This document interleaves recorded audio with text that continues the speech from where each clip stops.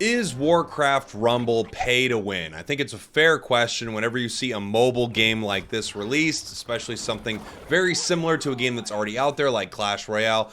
Is this game going to be something where you can simply pay and get such an advantage that you can beat your opponents? And the short answer is yes. And the long answer is, well, kinda, but I mean, there's stuff. So let's talk about it here in this video. First off, let me say the game is brand new, but it has been in soft launch for a little while, and actually inside of the soft launch I would say it was much more pay to win than it is currently. There's no question that having higher level units once you make it higher into the PvP grind is going to be better for you in the long run and short term and in the immediate match. Look, if two units are the same level, if you have two abominations of the same level, same talent, and they're going up against each other, and one is 3 levels higher than the other, yes, that is going to win that exchange. It doesn't mean you're going to lose to higher level opponents. In fact, previously, before they changed PvP, which we'll talk about here in a minute,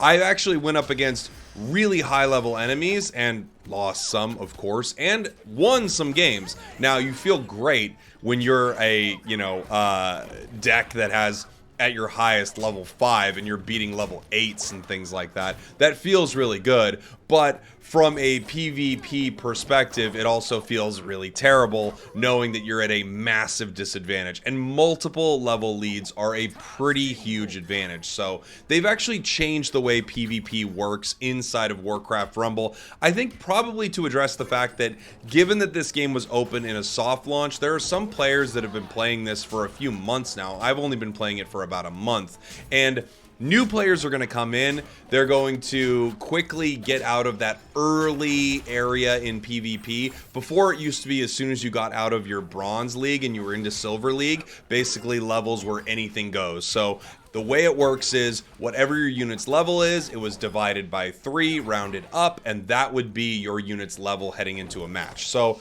I had level 3 and 4 units running up against like 8s and 9s and stuff like that. It was absolutely brutal once I got to silver. However, that has now changed. So based on the honor of your leader that you're taking into battle, the level caps are different now. If you're under 1,000 honor, the level cap is 1. You can start the game, and essentially outside of the fact that some players will have talents, you will have a very fair match under 1,000. And under 2,000 honor, it's capped at level 2. Under 3,000 honor, it's capped at level 3.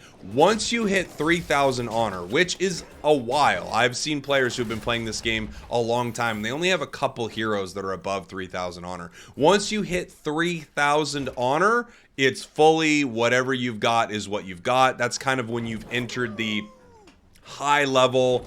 The game is open now. You've got to grind. Some people are going to pay to have higher level units. I do have to say, it could be worse than this, and of course, like anything like this, it could be better. Look, it just could be capped at 1 the whole way, but of course, like any free-to-play game, they have to balance two big things. They have to balance a free-to-play player base that they want to keep invested in the game and give them a relatively fair experience, and then they also want to reward people who are paying money. And it's really hard for a game to only reward players cosmetically. As we've seen with many games, there are only a few games that can really sustain a large enough player base to make that happen. So games like this, very similar to Clash Royale, has a system where people will be paying to upgrade their units. I have to be honest, I'm actually surprised that they changed the PvP system, but I think it's a really good change, and I think they could continue scaling that up. Have it capped under 4 levels at level 4,000, 5 levels at level 5,000, and that might be what happens here with Warcraft Rumble. There's no question, however, that paying is going to get you access to more units faster, more leaders. It's going to get you access to rare units, and because of this, your units will be a higher level.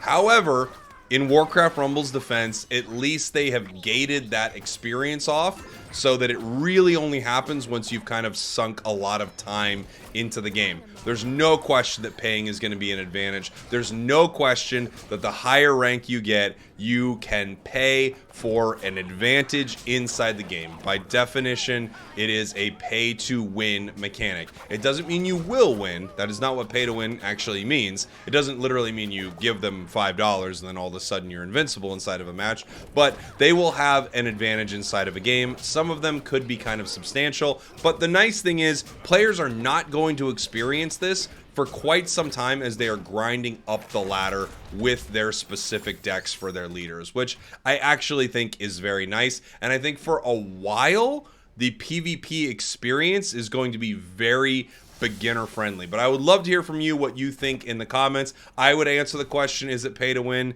Yeah, it has pay to win mechanics in it without question. It doesn't seem as egregious as some games, but no question, you're paying and you're getting some advantage. Thanks for watching. Thanks for listening. Jake, your resident content cowboy here saying, yeehaw. And I love you.